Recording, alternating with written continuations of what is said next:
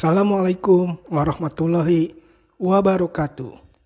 Perkenalkan, nama saya Ferry Muhammad Firdaus, calon guru penggerak Angkatan 8 dari Kabupaten Bogor. Dengan fasilitator Tantan S. Sutandi dan pengajar praktik Ujang Johana Beri Purno.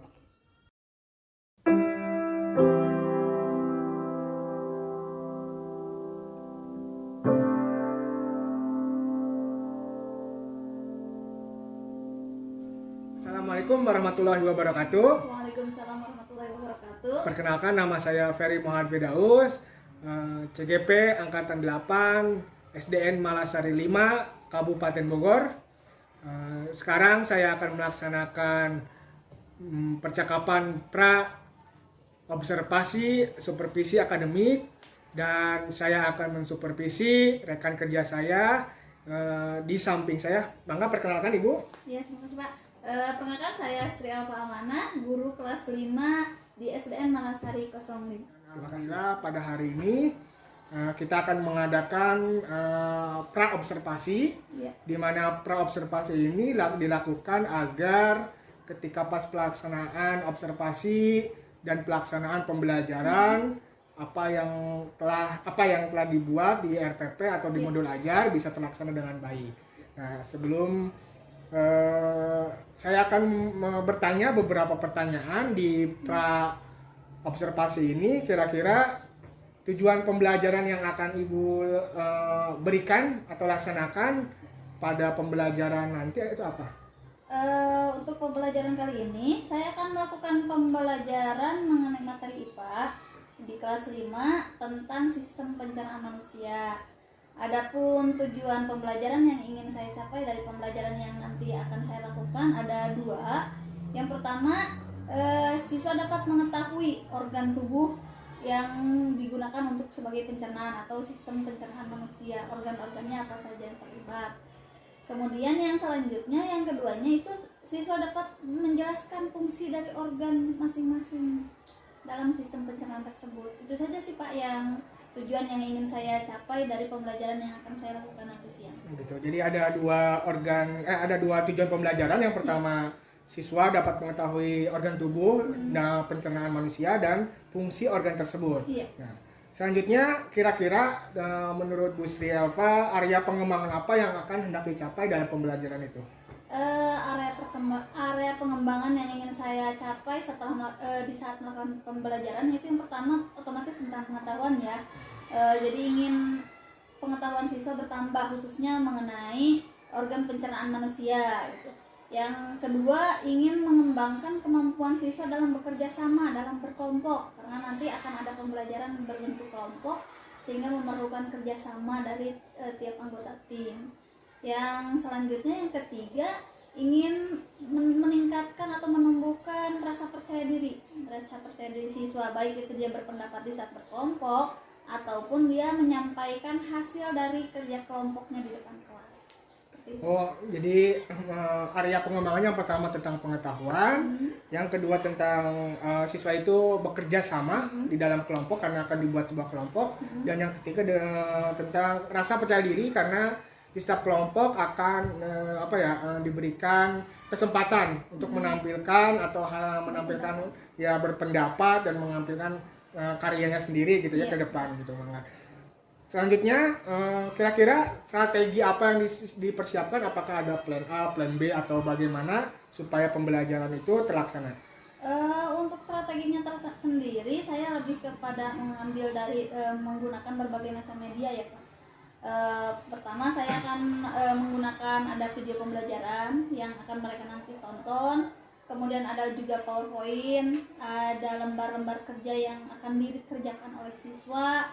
Kemudian diskusi juga. Mungkin itu sih strategi yang akan saya lakukan.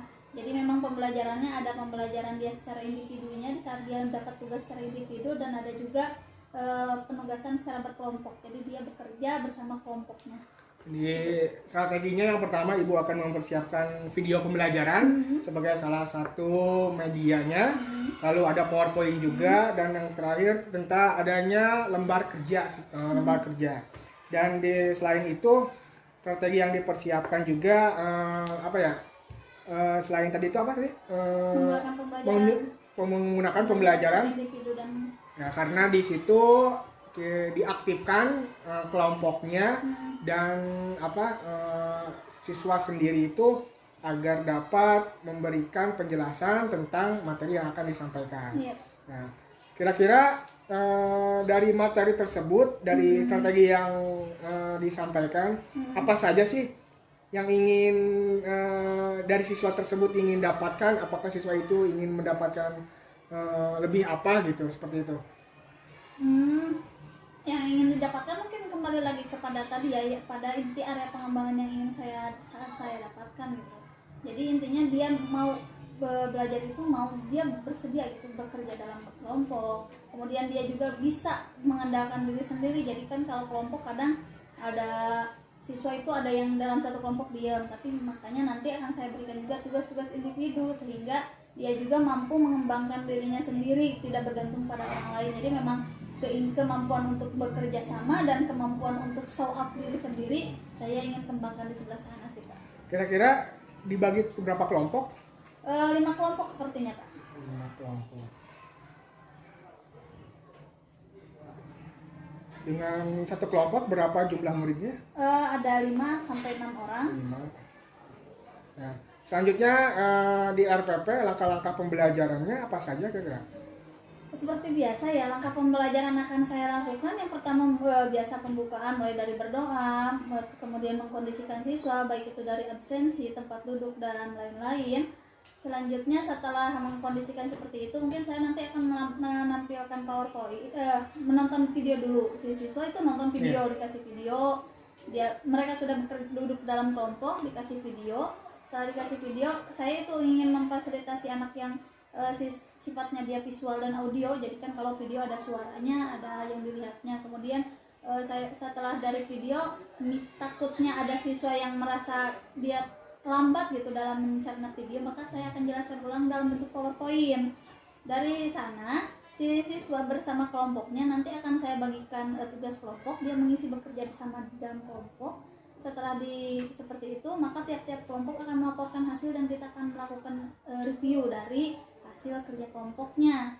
Setelah melakukan review dari hasil kerja kelompoknya, maka saya akan minta siswa untuk kembali lagi ke tempat duduknya masing-masing, jadi berpecah lagi dari kelompok. Baru nanti saya akan memberikan LKPD sebagai bahan evaluasi. Dari LKPD yang dikerjakan siswa itu selanjutnya melakukan refleksi dari pembelajaran yang salah dilakukan. Itu saja sih, sederhana sih langkahnya Pak. Apakah materi ini materi baru apa lanjutan dari pelajaran sebelumnya gitu? Ini materi baru Pak, karena anak-anak kelas saya belum mempelajari ini gitu. Jadi mudah-mudahan dengan pembelajaran ini anak-anak lebih aktif. Amin. Karena ini, apakah ini RPP juga sudah masuk ke diferensiasi? Berdiferensiasi, karena di sana saya berupaya untuk memfasilitasi siswa yang gaya belajarnya auditori dan juga visual gitu, yang audio dan visual. Di situ mungkin kinestetiknya lebih kepada mungkin nanti kalau sempat sih saya mau game gitu, tapi nanti lihat di ke depan. Setelah tadi apa yang Ibu jelaskan dalam percakapan praobservasi gitu ya, kira-kira kapan kita bisa, saya mengobservasi di kelas, kira-kira kapan Ibu bisa waktunya gitu? Iya. Sejujurnya sih yang kita bicarakan ini akan saya lakukan pembelajaran siang ini gitu, yang habis istirahat. Ini RPP untuk habis istirahat sih Pak. Ya. Jadi kalaupun Bapak mau melakukan observasi, mungkin silahkan berkunjung di kelas saya setelah istirahat. Terima kasih Bu Sirapa. Ya. Mudah-mudahan percakapan praobservasi ini menjadikan dorongan motivasi Ibu dalam nanti pelaksanaan pembelajaran. Dan apa yang telah Ibu buat dalam RPP atau modul ajar bisa terlaksana dengan baik. Dan khususnya siswa bisa memahami apa yang Ibu inginkan tentang materi organ-organ tersebut.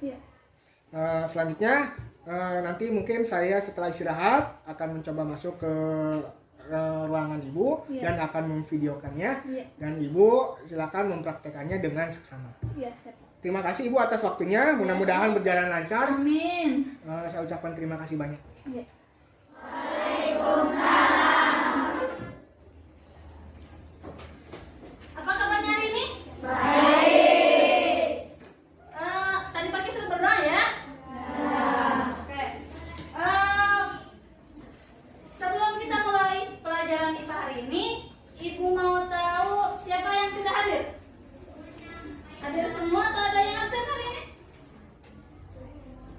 semua. Hadir semua. Oh ya, hadir semua. Terima kasih. Ini duduknya sudah berkelompok? Sudah. Oke. Hari ini kita akan belajar mengenai materi IPA sesuai janji kita Ibu kemarin pas pertemuan sebelumnya. IPA kali ini kita akan mempelajari tentang sistem pencernaan manusia. Oke, Ibu gunakan laptop ya.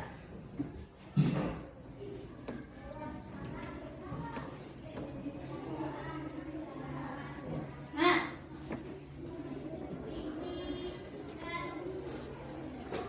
sistem pencernaan manusia. Oke, sebelum kita mulai kegiatan pembelajaran, Ibu mulai kelas 5. Luar biasa. Kelas 5. Luar biasa. Tepuk 1. Tepuk 1. Tepuk 2. Tepuk 2. Tepuk 3. Ya, Ibu harap masih semangat meskipun siang-siang begini, masih semangat untuk belajarnya. Silakan keluarkan buku IPA-nya dan juga buku paket pengantin.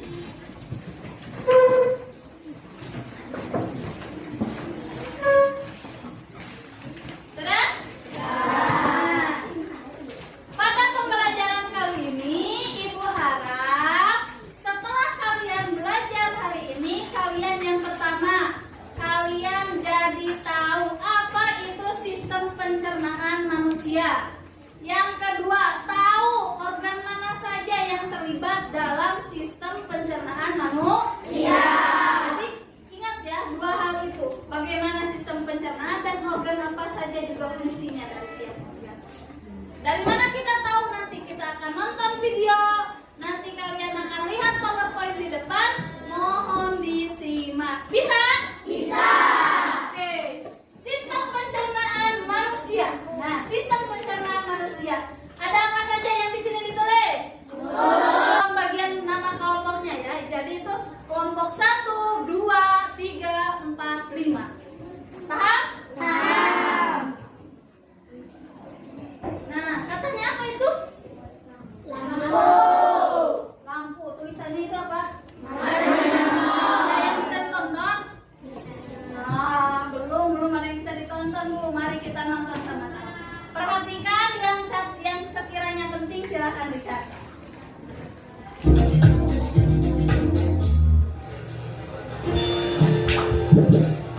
Hei kawan, namaku Gilbert si Anggur. Ya, nama itu adalah ide ayahku. Omong-omong, hari ini aku akan melakukan perjalanan seru ke dalam tubuh manusia. Jadi, mau menonton? Perjalanan dimulai ketika manusia menuju ke ruang makan siang kantor, membuka kotak makan siangnya dan menemukanku di sana. Apalagi yang ada di sini? Roti lapis kalkun, yogurt. Dia sudah menggigit roti lapisnya. Oh, sekarang giliranku. Dia memasukkanku ke mulutnya. Ini saatnya pergi. Jujur, cukup basah dan hangat di sini. Mulut adalah pintu gerbang ke sistem pencernaan. Sistem itu dirancang khusus untuk mengubah makanan menjadi nutrien berguna yang membuatmu tetap berenergi dan membantu sel tubuh dan memperbaiki diri. Jadi, setelah mengambil gigitan pertama dari apa yang kamu makan, kamu menghidupkan mesin pencernaan. Saat kamu mengunyah, makanan dipecah menjadi beberapa bagian untuk memudahkan prosesnya. Ludah sangat berguna karena bercampur dengan makanan dan bisa lebih menghancurkannya. Dengan begitu, perutmu tidak perlu mencerna seluruh bongkah makanan. Omong-omong, ini fakta seru. Jumlah air liur yang kamu hasilkan dalam setahun dapat mengisi 2 bak mandi ukuran sedang. Hampir 1 kolam penuh air liur. Benar-benar hujan air liur di sini.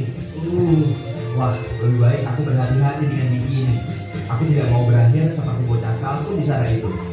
Sulit karena orang ini menggunakan lidahnya untuk menggulung makanan di mulutnya dan ke arah giginya. Aku benar-benar tidak ingin menjadi selai hari ini. Jadi, aku akan melewati pemilihan ini. Ayo turun. Sekarang kita menuju tenggorokan. Ini juga disebut faring. Oh, jangan bercabang. Aku harus pergi kemana? Cap cip cup kembang kucuk.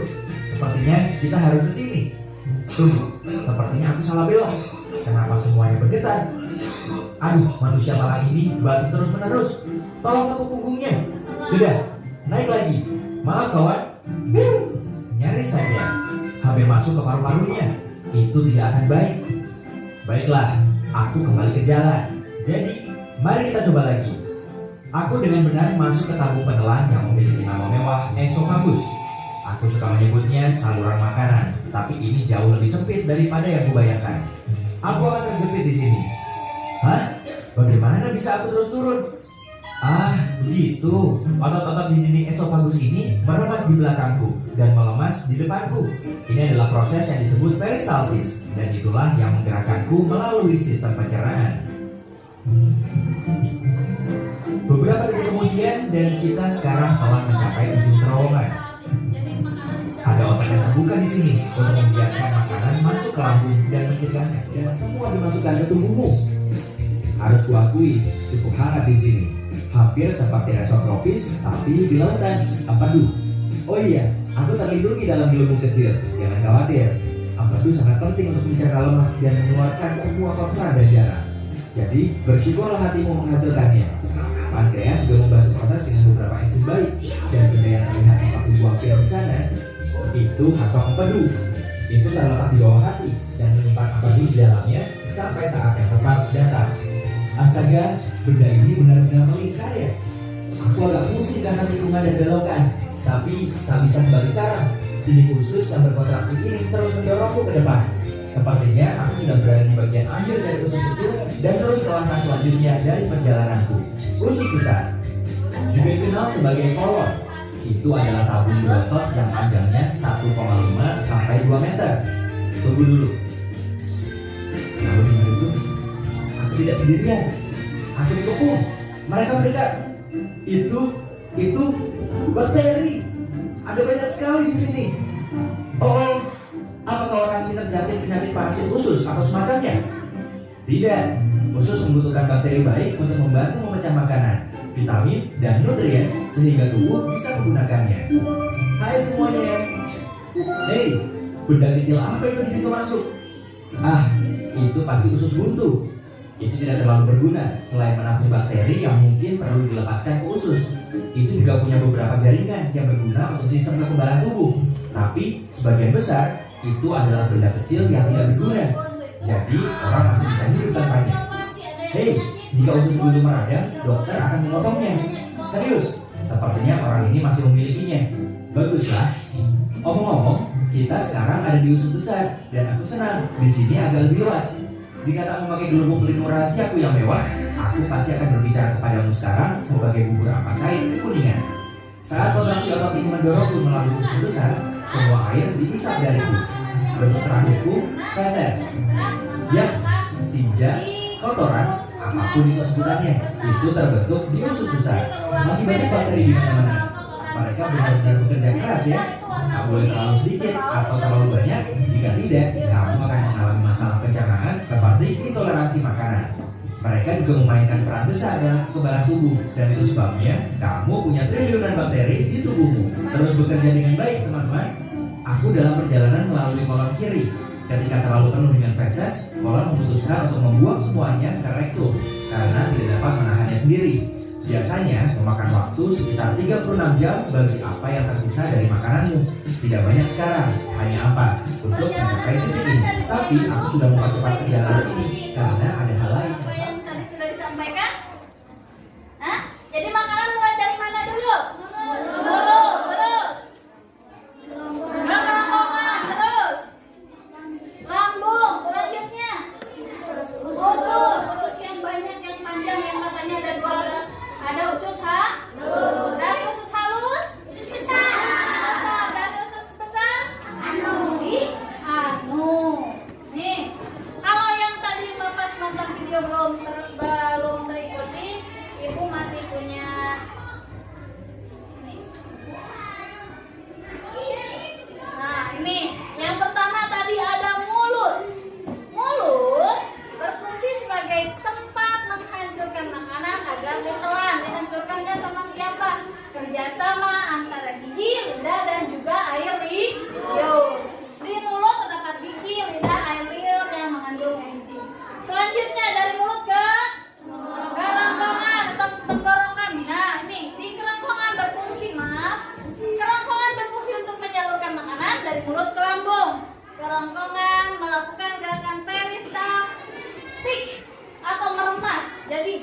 saat menolong itu gerak. Entah siga selang, melongo langsung geblos.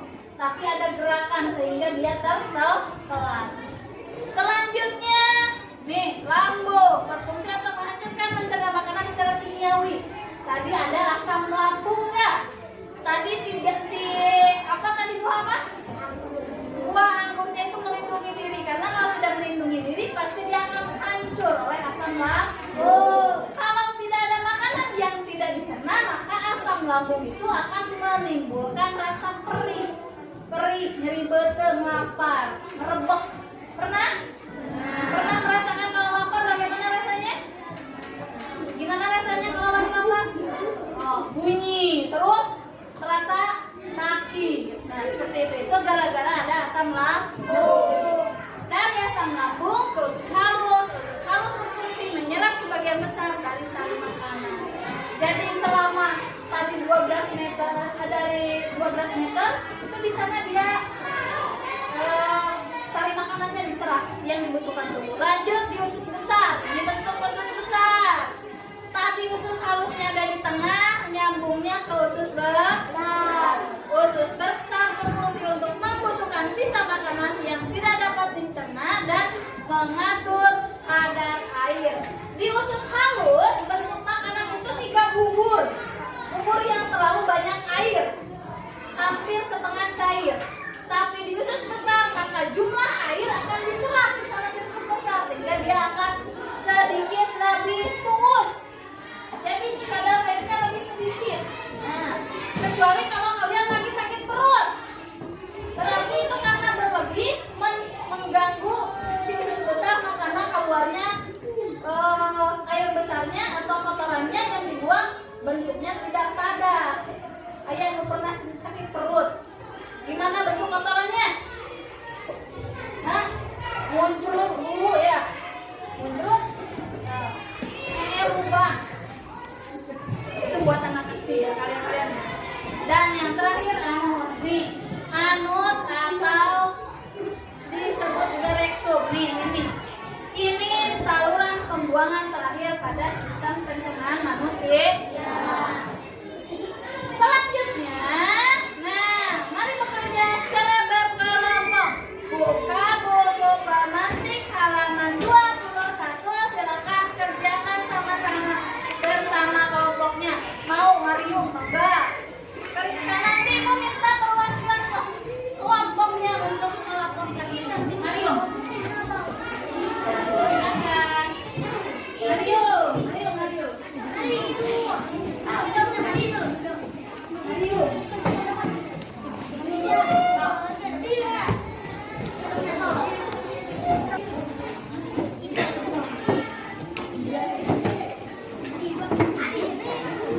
Itu ya. Silakan bekerja bersama kelompoknya, nanti perwakilan kelompoknya menjawab ke depan, melaporkan hasilnya.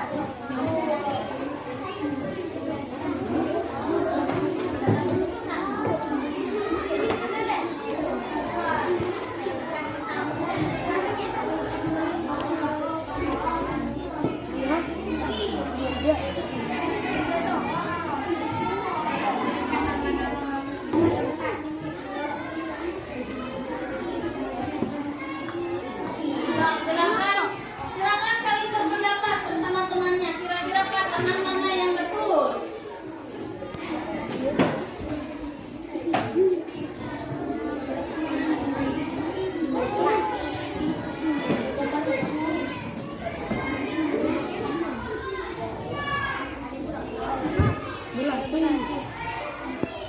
Sudah selesai?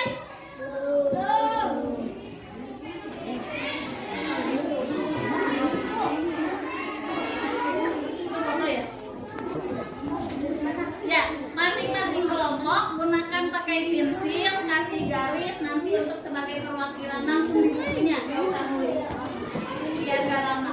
Pakai pensil di garis sama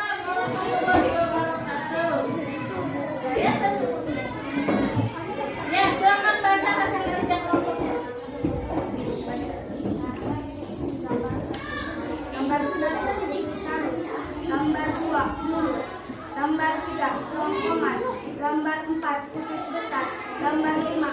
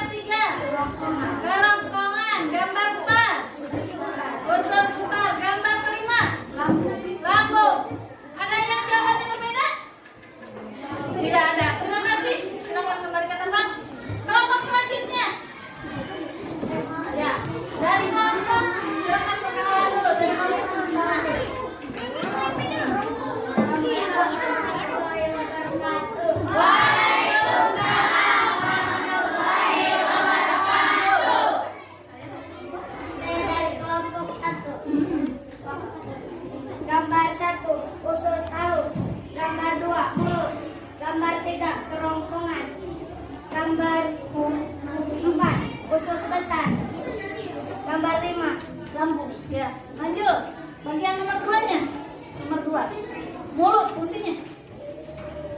Mulut fungsinya tempat menghancurkan makanan agar dapat ditelan. Kerongkongan menyalurkan makanan dari mulut ke lambung.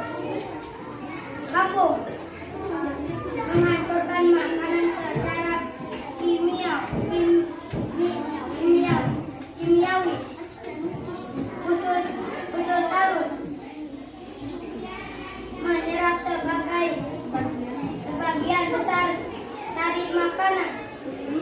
Usus besar tempat proses pembusukan makanan yang tidak bisa dicerna tubuh. Anus tempat membuang sisa makanan yang tidak diperlukan tubuh. Ya, ada yang punya pendapat lain? Tidak sama. Tepuk tangan untuk kita semua. Terima kasih. Ya, ada gambar apa saja tadi? Mulut, usus halus, usus besar. Tadi usus halus fungsinya untuk usus halus Menghancurkan makanan secara usus halus menyerap sebagian besar dari makanan. Mulut tempat selanjutnya lambung menghancurkan menghancurkan makanan secara kimiawi. Usus ada usus besar? Apa fungsinya? tempat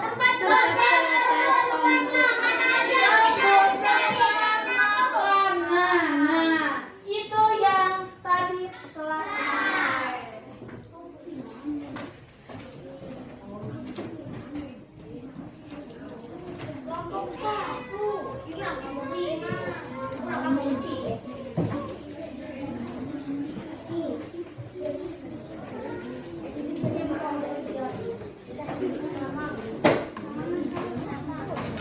maaf ya, tidak sesuai dengan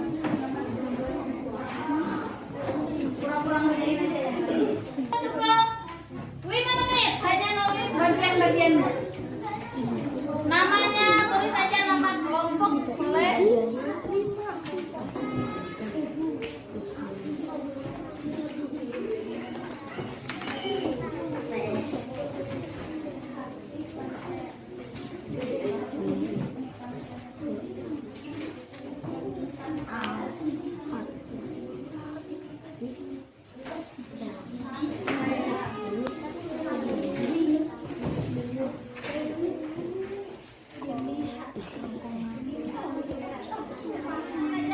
Ingin tahu? Nah, mari baik. Ada yang bersemangat? Nah, baik bersemangat. Ada yang bete? Ada yang pengen cepat pulang? Terima kasih. Pertanyaan selanjutnya, apa yang kamu pelajari setelah pembelajaran hari ini? Apa? Yang kamu pelajari tadi apa? Tentang apa? Pencernaan manusia. Ada apa saja?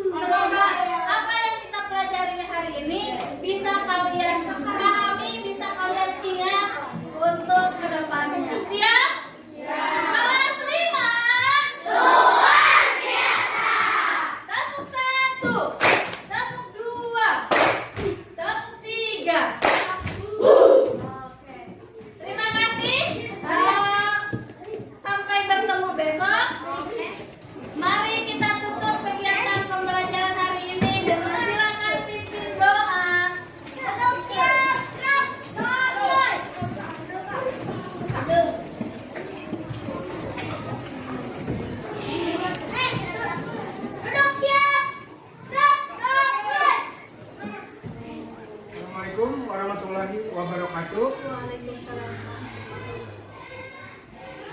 Berjumpa lagi dengan saya Ferry Muhammad Firdaus, CGP Angkatan 8 dari SDN Malasari 5, Kabupaten Bogor, di mana pada hari ini saya akan melaksanakan pasca observasi supervisi akademik, di mana saya sekarang ditemani oleh pengajar praktik Bapak Ujang, Pak, dan rekan kerja saya Ibu Sri Elva Amanah.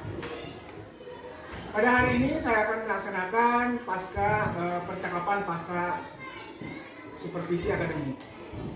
Baik, Ibu Sri Elva, setelah kemarin kita saya melaksanakan supervisi akademik, ada beberapa pertanyaan. Setelah observasi, mohon nanti Ibu menjelaskan secara detail ya apa saja yang menjadi kendala di dalam pembelajaran kemarin. Untuk yang pertama, perasaan Ibu bagaimana setelah saya melaksanakan supervisi akademik di kelas waktu pembelajaran kemarin? Perasaan saya di saat kemarin Bapak melakukan supervisi akademik, di saat saya melakukan supervisi, di saat saya mengajar kemarin, yang pertama sih deg-degan ya, karena biasanya kalau ngajar saya biasanya ya santai aja, gak ada siapa-siapa. Kalau kemarin serasa ada yang nonton, jadi wah gimana gitu. Jadi memang perasaannya lumayan tegang, cuman itu hanya awal saja sih. Tapi setelah berjalannya pembelajaran ya kembali lagi ke setelan awal bahwa memang kita sebagai guru cukup menikmati di saat kita melakukan pembelajaran di kelas. Seperti itu sih Pak. Jadi enjoy gitu ya. Ya, enjoy. Jadi rasa deg-degan pasti ada lah. Walaupun kita emang setiap hari mengajar gitu ya, pasti ada. Nah, kalau apa yang telah dirasakan, coba bisa ceritakan kembali gitu ya. Area pengembangan di kelas, terus apa saja tahap-tahap pelajaran yang kemarin itu coba diingat-ingat kembali apa saja. Sesuai dengan pas waktu obrolan kita pas waktu praobservasi ya Pak, bahwa saya mengambil 3 area pengembangan. Yang pertama tentang pengetahuan siswa sendiri, kemudian tentang bagaimana siswa itu dapat bekerja sama dalam kelompok, dan juga bagaimana rasa kepercayaan diri siswa itu muncul. Nah, setelah kemarin saya melakukan pembelajaran melalui berbagai metode dan melibatkan beberapa media, untuk area pengembangan sendiri, untuk pengetahuan setelah saya periksa hasil dari tes yang saya berikan di akhir itu, alhamdulillah sih rata-rata kelasnya lumayan bagus. Hanya ada 1-2 yang sepertinya memang belum memahami apa yang kemarin dipelajari sebagai tindak lanjut ke depannya. Kemudian untuk pengembangan yang kedua itu tentang kerjasama, alhamdulillah untuk kelompok-kelompok hampir 90% kelompok bekerja sama dengan baik, terlihat dari antusiasme dari siswa dalam mengerjakan kerja kelompok. Kemudian untuk individunya sendiri memang masih banyak ya. Saya sadar di kelas saya itu anak yang pemalunya lumayan banyak ya, gak tahu pemalu, gak tahu seperti apa. Intinya saya memang belum menemukan hasil finalnya gitu. Tapi kalau sekilas memang anak-anak itu pemalu. Memang ada di kelas itu kan sesuai dengan kebiasaan sih, rata-rata di sekolah itu selalu ada 3 kelompok ya, 3 kelompok. Ada kelompok yang benar-benar mudah menyerap, kemudian setelah mudah menyerap dia juga pandai ngomong, berani gitu. Ada yang sedang-sedang saja, kalau disuruh baru berani. Ada yang meskipun disuruh ya gitu-gitu aja gitu, diem-diem aja gitu kan. Jadi kita bingung apakah dia tuh bisa atau tidak gitu. Seperti itu sih Pak untuk area pengembangan untuk kepercayaan diri siswanya seperti itu. Jadi ada yang saya tangkap ada 3 kali ya. Yang pertama tentang pengetahuan yang telah Ibu sampaikan, anak-anak bisa merespon dengan cepat karena media pembelajaran kemarin menggunakan audio visual gitu ya. Selanjutnya dan juga ada juga kelompok gitu ya, kelompok, dan alhamdulillah mereka pun bisa bekerja sama. Nah, yang jadi masalah tentang individu ya, karena individu sendiri berbeda-beda cara penangkapan siswa tersebut. Nah, ketika individu ada masalah ya, kira-kira tadi apa hambatan tentang individu tersebut itu apa sih kira-kira menurut Ibu juga hambatan individu gitu? hambatan untuk individu-individu yang tadi kurang respon ya Iya. di saat saya meminta anak-anak untuk ke depan melakukan hasil kerja kelompoknya, ataupun di saat saya meminta mereka berbicara, mungkin karena belum terfasilitasi ya. Mungkin saya sadar sih, kemarin saya baru menggunakan beberapa media hanya untuk yang audio sama yang visual. Adapun untuk yang gaya belajar yang kinestetik, saya belum memunculkan gitu.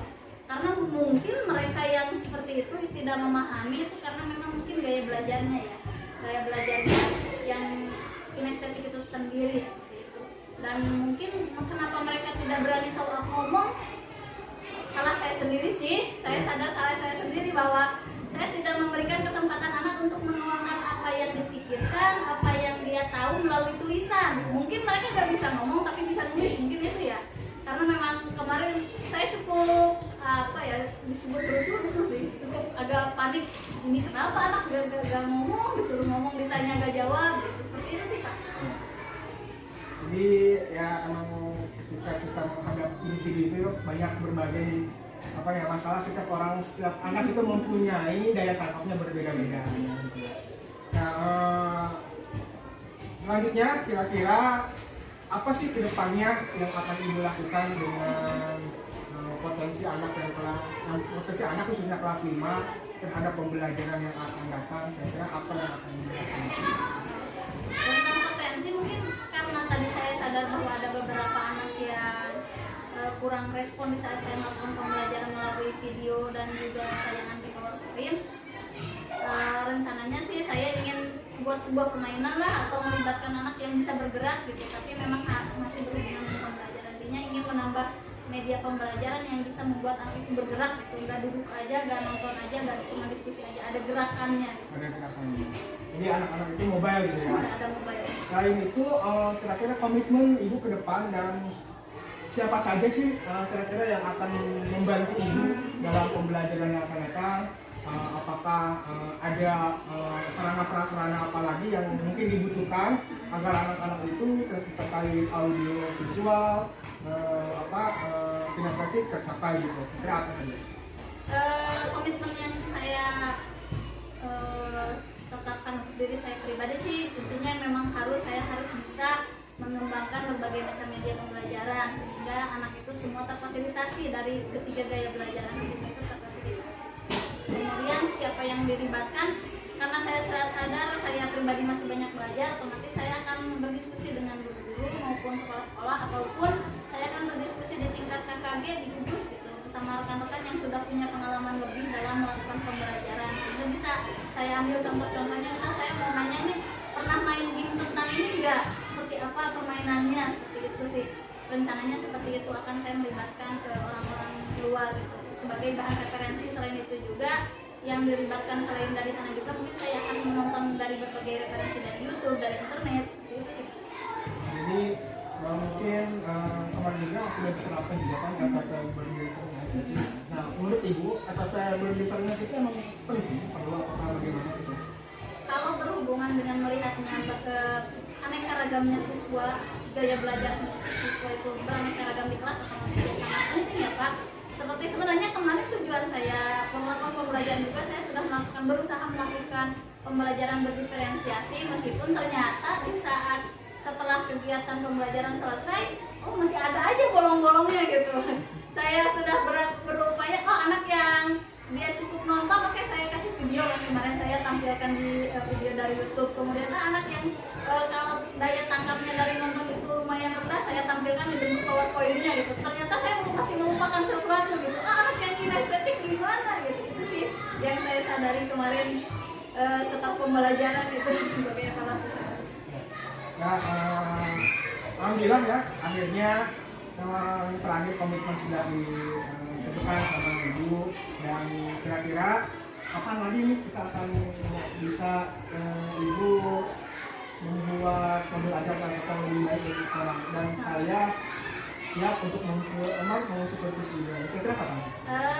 Sebagai bahan tindak lanjut perbaikan dari pembelajaran kemarin, dan saya melakukan evaluasi pribadi, insya Allah sepertinya di hari Senin depan, karena matematika untuk IPA sepertinya baru ketemu lagi di Senin depan biar saya bisa lebih matang lagi gitu untuk melakukan perbaikan dari mulai pembuatan rencana, pembuatan media dan lain-lain. Mungkin Senin depan.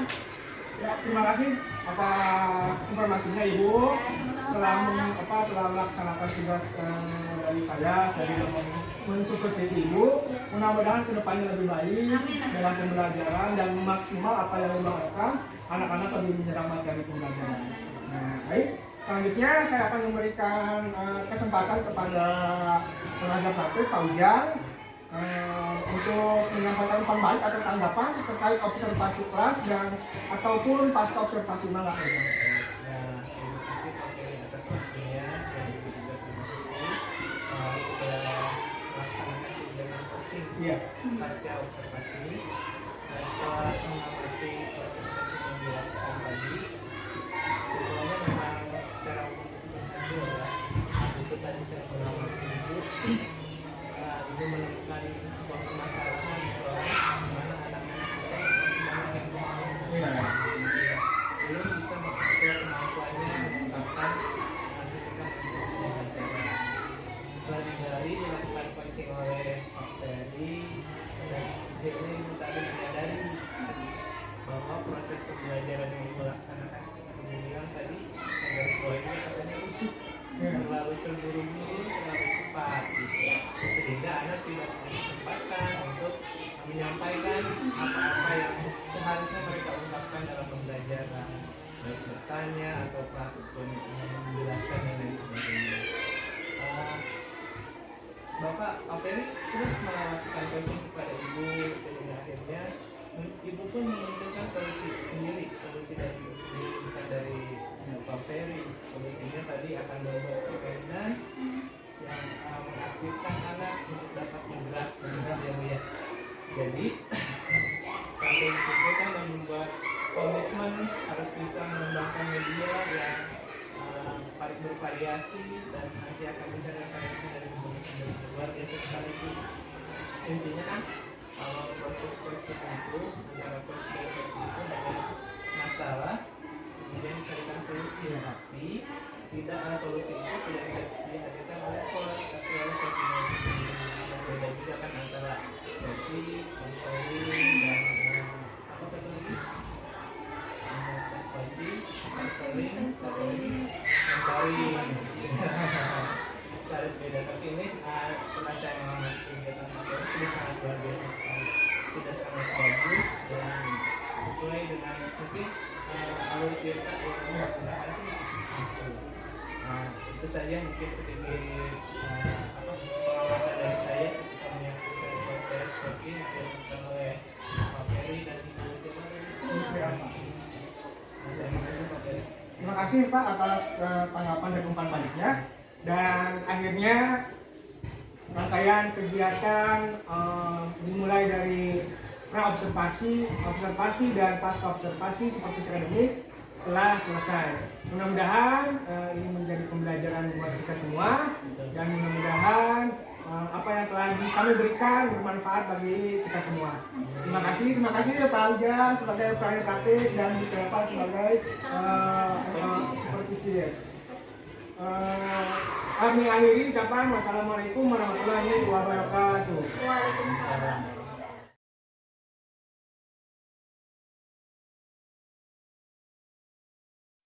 Terima kasih telah mengapresiasi video saya. Jangan lupa like, subscribe, dan komentarnya. Tergerak, bergerak, menggerakkan. Pendidikan Guru Penggerak Angkatan 8. Wassalamualaikum warahmatullahi wabarakatuh.